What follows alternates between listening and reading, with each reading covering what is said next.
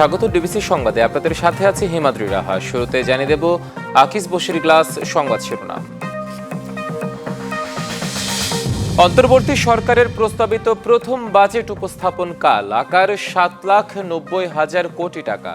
এবার বাড়ছে না করমুক্ত আয়সীমা। শেখ হাসিনার বিরুদ্ধে গণহত্যার অভিযোগ আমলে নিল ট্রাইব্যুনাল। দেশের ইতিহাসে প্রথমবার বিচার প্রক্রিয়া সরাসরি সম্প্রচার।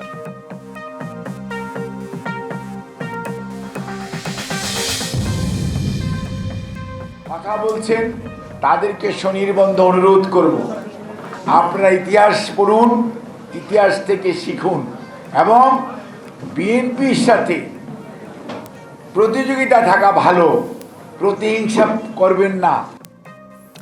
ডিসেম্বরে নির্বাচন না দিলে সম্মান নিয়ে বিদায় নিতে পারবে না সরকার, হুঁশিয়ারি বিএনপির। বিপুল ভোটে জেতার প্রত্যয়।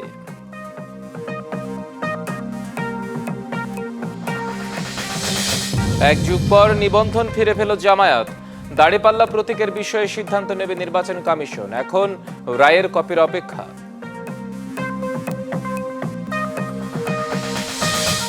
টানা বৃষ্টিতে বেড়েছে তিস্তা, গোমতী, চেল্লাখালী নদীর পানি। আখাউড়ায় 10 গ্রাম প্লাবিত। বান্দরবান, রাঙামাটিতে পাহাড় ধস, বন্যার শঙ্কা।